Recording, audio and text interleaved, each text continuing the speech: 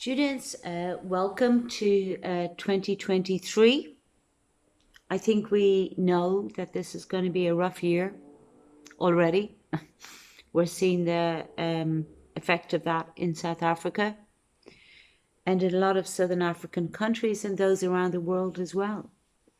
Okay, so my name is Noreen Whiting. I'm the owner of Chilton. I'm the founder of Chilton. I'm a trainer at heart. That's what I do. That's what I love doing the most. So I prefer to remain within that flow. Now, because we've taken a break from the 18th of December, which was not an easy decision to make, we are first spending 7 to 10 working days catching up with those students who have either paid us or who have sent their work returns. So we are first committed to those students who, let's see, move this around a little bit here, to giving them what they need, right? And that's going to take from just Monday gone, at least 7 to 10 working days, because we want to make sure we get to all of them first before we don't want to make new money if other students have not been attended to. So please bear with us. We have to remain ethical at our core. So we thank you for your patience and we thank you for your interest in wanting to do courses with Chilton. Okay, so here's my advice. If you're waiting to do a course, right, don't wait to do practical work experience.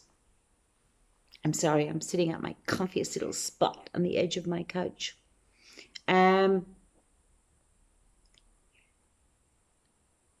Go local.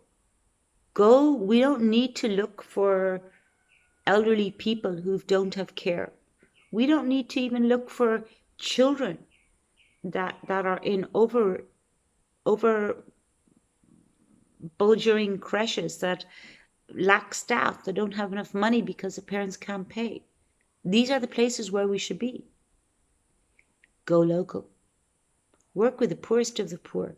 Because when you work with the poorest of the poor, you find, number one, the greatest of people in there, right? That will mentor you. Number two, you will have to think on your feet, right? You're going to have to use your initiative, so develop your initiative, and you're going to learn so much more. It's such a humbling, joyful experience. And when you come up for an interview, you're not allowed to refer to your notes, your CV. You're going to have to speak from your head, from your soul, from your heart. And when you really do go local and go to places where our help is most needed, these are not pretty places. They're not overloaded with students. And this is a kind of experience that really gets the most respect from overseas agents, from employers, because you speak from your soul. And there is no better way of doing that. So instead of waiting and doing nothing and passing an old man hobbling along the street with a bag on his back, maybe greet him. Maybe ask him, would he like some of your water? Share your water. Give him your water. Ask him where he lives and see what's happening in the space where he is living. What community volunteers are working there that you can link him up with, that you can get involved in right now, right today, right this weekend. What about your church? What about the outreach programs within your church? What about the creches they have for children within churches? Have you looked there? Have you looked in your local library where so many poor children are waiting for their parents to finish work with no one to supervise them? What about getting involved with your local libraries and stop walking past these places? These are the places you're needed to gather children and help them, assist them with their homework, engage them in some educational games that are there in the library, rather than them feeling lost and lonely with no adult to guide them. But always speak to obviously the person in charge first. You can't go bustling in, but right? But when you're in an interview and you're asked, why would you like to work with children? Why do you want to work with elderly care, special needs? And usually students say, oh, because I love children. I love children. I love elderly people so much. And I'm not being facetious, right? I'm just trying to emphasize how many times I've heard that. Yet nowhere in your history, often in a person's history, is there any evidence of that. So if you really, really, really care about elderly people, and you really care about children, and you really care about special needs, well, why have you not got involved with these people in the poorest of the poor places? And overseas agents, employers, have far more respect for that. Because when you speak from the heart and you speak from the soul. You can't fake that. You can't fake it. Get back to basics. Stop stepping over these people because they don't look important enough. Stop thinking that actually these people, that cohort of people, it's not Lonnie enough. It's not important enough. You need to go to these really Lonnie private places, right? Think again. Because in my experience of recruitment and seeing so many thousands and thousands of interviews, the type of students that really speak from their heart, that really get involved on a local level where poverty is most prevalent, and they start at the most basic of levels, which you can do today, right this weekend. There's nothing stopping you. You don't have to wait to start a course to start loving children or start loving elderly care. Let's get back to basics. You're good enough as you are.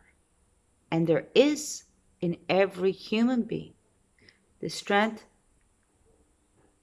the goodness to make a difference, even just to one person, one elderly person who's living down the road from you that gets no visits, maybe from the family.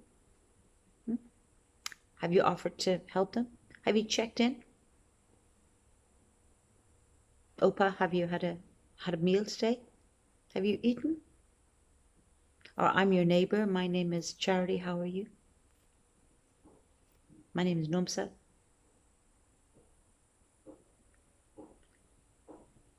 It's time to get back to basics, because that is far more respect for overseas agents. It's far more respect for employers in general, because you speak from your soul.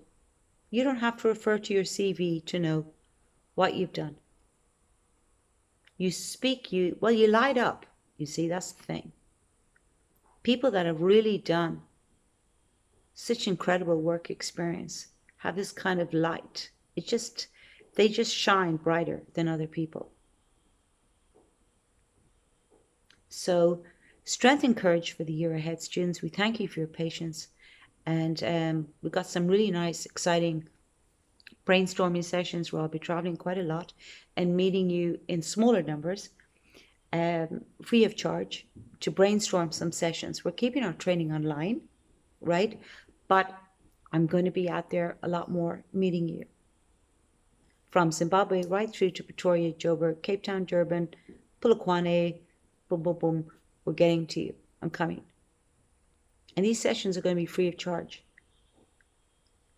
Because no matter how online we go, we all need human contact, right? People need to feel more of a connection. And I do too, as much as you do. So I thank you for that. I thank you for allowing me to train for so long. And I feel incredibly humbled by your interest.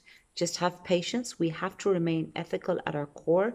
And first, get back to every student that has tried to reach us over the holiday period, who has paid us, number one, first, and number two, that's given us their work returns. We are dealing with these students and we need 7 to 10 working days from the 9th of January. Working days, not weekends, working days, guys, please. I can't make the team work 7 days a week. They're human beings and they work incredibly hard. So thank God for them and thank God for you. Start today, start this weekend. And let's help those that need our help the most. And that gains the greatest of respect beyond these shores. Because you are going to shine and come from a place of your true, authentic self. You're going to need no list of trying to remember what you did in your practical work experience. You're going to speak like it's a story. And that's what it should be. It should be a beautiful, humbling story. Thank you, students. I'll chat to you tomorrow.